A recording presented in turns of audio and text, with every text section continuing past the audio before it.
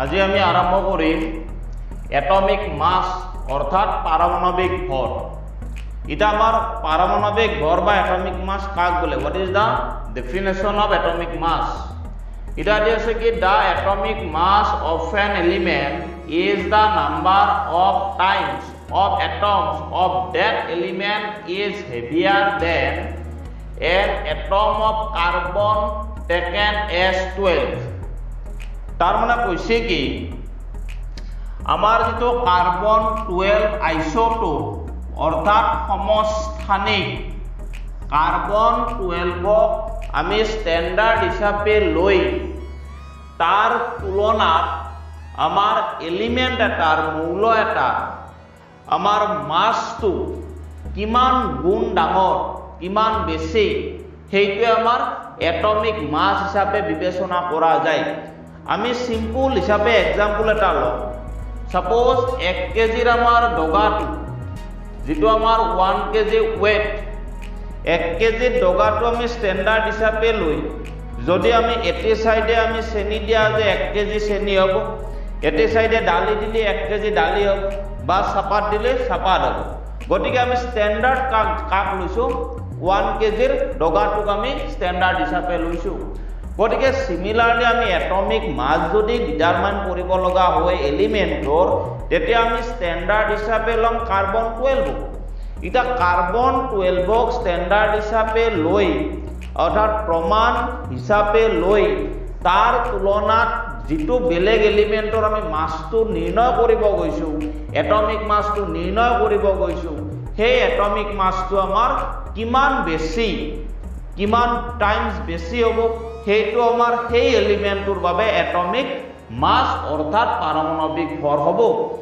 এইবার আমি নেক্সট চাম atomic mass unit AMU short ফর্মটো হ'ব পারমাণবিক ভর একক।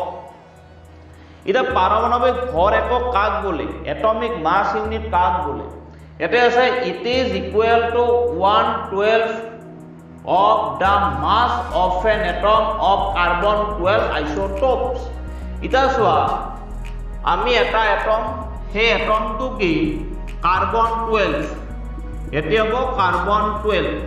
এটা এই কার্বন 12 টো যেটো আমার মাস সেই মাসটো আমি কি কৰি দিম কাৰ্বন 12ক সাপোজ আমি 12টা ভাগত ডিভাইড কৰিলো 1 2 3 4 5 6 7 8 9 1 2 3 4 5 6 1 2 3 4 5 6 7 8 9 10 11 12 18 এটো এটা এটি হল গোটেইখিনি মিলি আমার কার্বন 12 অর্থাৎ কার্বন 12 মাস। এটা এইবিলাক আমার সরু সরু একটা অংশ এটা কিমানটা অংশ আছে কিমানটা পোর্শন আছে 12টা পোর্শন আছে। এটা এই যিকোনো পোর্শন এটার যেটো আমার মাস সেই মাসটোক বিবেচনা করা যাব এটমিক মাস ইউনিট অর্থাৎ পারমাণবিক ভর একক হিসাবে বিবেচনা করা যাব।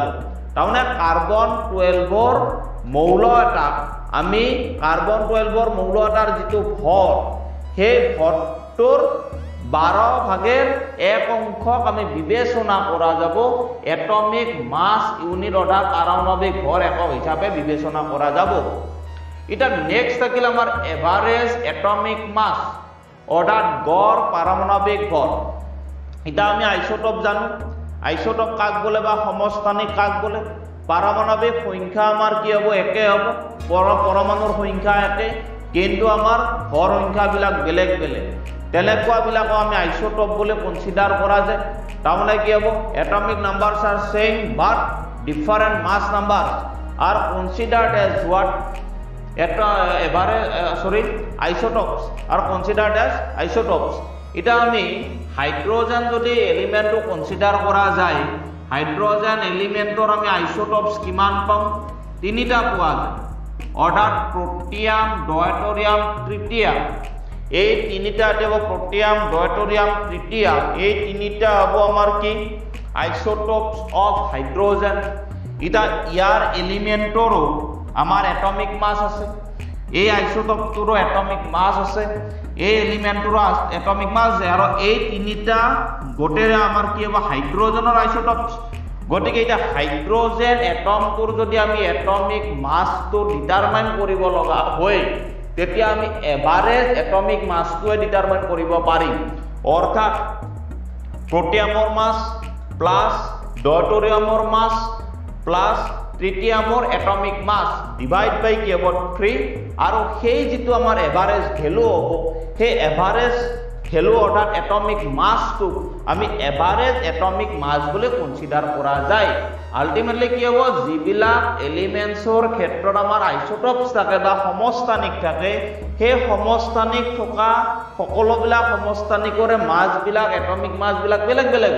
গতিকে সেই মাছবিলাকক আমি সাম কৰি যিমানটা থাকে তাৰ দ্বাৰা ডিভাইড কৰি দিলে আমি কি পাম সেই এলিমেন্টছটোৰ প্ৰপাৰ এলিমেন্টছটোৰ এটমিক এভাৰেজ এটমিক মাছটো পাম। একেদৰে যদি আমাৰ কাৰ্বনৰ আইসোটোপ কাৰ্বন 12 আৰু কাৰ্বন 14 যদি এভাৰেজ মাছটো হয় এটা কাৰ্বন 12 আমাৰ কি হ'ব এটমিক মাছ প্লাস কাৰ্বন 14 এটমিক মাছ সাম কৰি দিয়া যাব, ডিভাইড বাই আমি 2 কৰি দিম, 2 কৰি দিলে কি পাম এভাৰেজ এটমিক মাছ কাৰ্বনৰ পাম।